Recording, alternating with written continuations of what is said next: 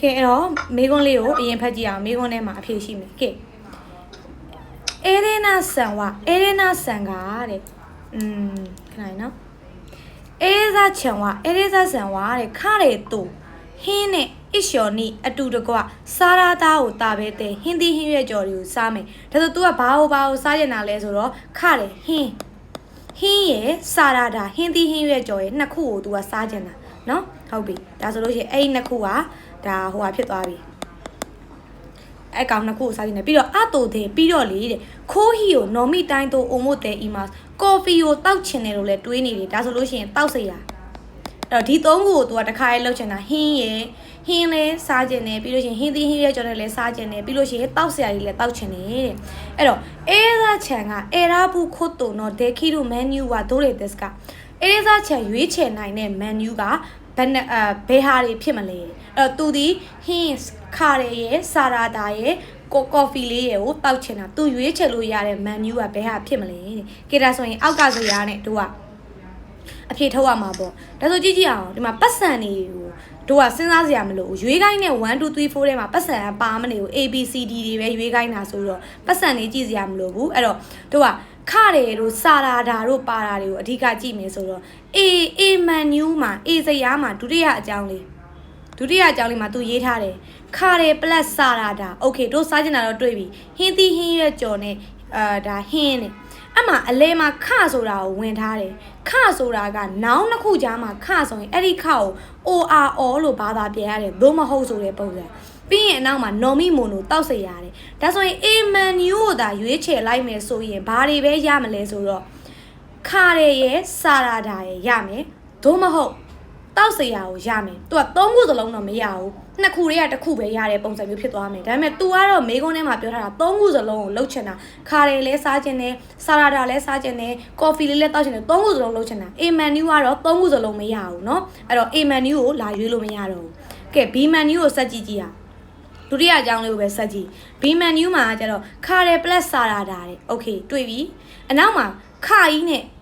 ဂျားထဲမှာခါကြီးနေဆိုလဲအဲ့ဒီခါ ORO လို့ပြောပြီးသား ORO ဆိုတာသို့မဟုတ်အနောက်မှာဆိုတော့ normi mono တောက်စရာဆိုသူလည်းခုန A menu တိုင်းပဲခါရယ်နဲ့စာရာတာကိုပဲယူမလားသို့မဟုတ် normi mono ပဲတောက်မလားနှစ်ခုတည်းကတစ်ခုပဲရွေးလို့ရမှာတို့ကသုံးခုစလုံးလှုပ်ချင်တာဒါဆိုရင် A menu လည်းမရတော့ဘူး B menu လည်းမရတော့ဘူးကဲ C menu ကိုစက်ကြည့်မယ် C menu ရဲ့ဒုတိယအကြောင်းလေးကိုစက်ကြည့်မယ်ခါရယ် plus okay တို့စားချင်တာတစ်ခုပါသွားပြီပြီးလို့ရှိရင်စုပူဆိုတာစုပြုတ်ကိုပြောတာရတယ်ပါသူ plus တွေခံထားတယ်ပြီးရင်ဆက်ပြီးတော့တွေ့ပြီးစာရာတာဟင်းသီးဟင်းရွက်ကြော်ပါတယ်ပြီးရင် normi mono တောက်စရာပါတယ် okay တို့လှုပ်ချင်တဲ့သုံးခုစလုံးပါနေတယ် C menu မှာဒီ menu ကိုဆက်ကြည့်မယ် C menu က okay တယ်ဒီ menu မှာကြတော့ဒုတိယအကြောင်းဆက်ကြည့်မယ်ခါတယ်တဲ့ပါပြီတို့စားချင်တာစုပူပါတော့ပါပြီမဲ့ရတယ်ပြီးရင်စာရာတာတွေ့ပြီ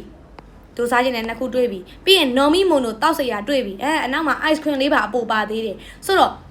တို့စားခြင်းနဲ့ menu ဒီ C menu လဲရတယ် D menu လဲရတယ်သုံးခုစလုံးအဲ့တော့တရားရောက်ကသမီးကိုလာမေးတဲ့ပုံစံမျိုးပေါ့ဟာသမီးဖူးရေးပေါ့ဥမာဆက်စီရမေးသလိုပေါ့သမီးဖူးရေးပေါ့ဆက်စီရခါတယ်လဲစားခြင်းနဲ့ဆာရာတာလဲစားခြင်းနဲ့ပြီးရင် coffee လေးလဲတောက်ခြင်းနဲ့သမီးရဲ့ဆက်စီဘာ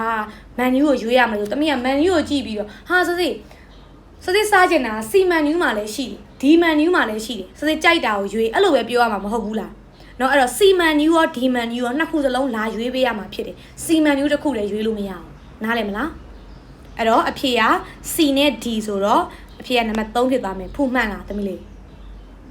မှန်တယ်ကဲဒါဆို35ကိုဆက်သွားကြည့်အောင်35 chicken curry ကိုကြက်သားဟင်းကိုတာဘဲတာဟီတိုကစားကျင်တဲ့လူကအေရာဘူးခို့တုံတော့ဒေခီရူမန်နူက ikusu arimas ကဘယ်နှခုရှိလဲကြက်သားဟင်းကိုစားကျင်တဲ့လူရွေးချယ်နိုင်တဲ့ menu ဘယ်နှခုရှိမလဲဆိုတော့ဥမာကြက်သားဟင်းကိုစားကျင်တဲ့သူက menu ရွေးချယ်လို့ရ3ခုရှိရဆိုလဲ3ခုပေါ့4ခုရှိရဆိုလဲ4ခုပေါ့အကုန်လုံးကိုဆွဲထုတ်မှဖြစ်မယ်ဒါဆိုရင်ကြက်သားဟင်းနဲ့ဆိုတော့ဇယားတွေကိုကြည့်လိုက်မယ်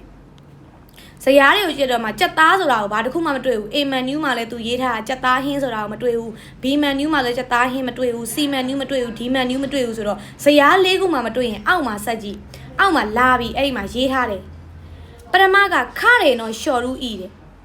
ဟင်းအမျိုးအစားတွေတယ်အောက်ကကျတော့နော်မီမိုနိုနော်ရှော်လူအီတယ်တောက်စရာအမျိုးအစားတွေတယ်တို့ကဟင်းကိုအဓိကပြောနေတာချက်သားဟင်းဆိုတော့ okay အပေါ်ကိုပဲကြည့်မှာပေါ့ဟင်းအမျိုးအစားတွေကိုပဲကြည့်မယ်ဟင်းအမျိုးအစားထဲမှာတစ် group ဆိုပြီးတစ် group ပူနှစ် group ပူဆိုပြီးတော့နှစ်ခုရှိနေတယ်ဒါဆိုရင်တို့စားကျင်တဲ့ချက်သားဟင်းကဘယ် group ထဲမှာပါလဲဆိုတော့တစ် group ထဲမှာပါနေတယ်ဒီမှာ chicken curry ချက်သားဟင်းဒါဆိုရင်ချက်သားဟင်းကတစ် group ပါနေတယ်ဆိုတော့ menu ABCD ကိုတွားကြည့်တော့အမှတစ်မာရုတွေနှစ်မာရုတွေရေးထားတာအလကားရေးထားတာမဟုတ်ဘူးဒါဆိုရင်တို့စားကျင်တဲ့ချက်သားဟင်းကတစ်မာရုထဲမှာရှိတာဆိုတော့တစ်မာရုပါတာတွေကိုအကုန်လုံးရွေးထုတ်လိုက် A menu မှာဒီမှာတစ် group ပါတယ်ဒါဆိုရင် A menu ရတယ်B menu တစ် group မပါဘူး B မရဘူး C menu ဒီမှာတစ် group ပါတယ် C menu ရတယ် D menu ဒီမှာတစ် group ပါတယ်အဲ့တော့ D menu ရတယ်ဆိုတော့3ခုပေါ့စက်သားဟင်းကိုစားခြင်းတဲ့သူဒီ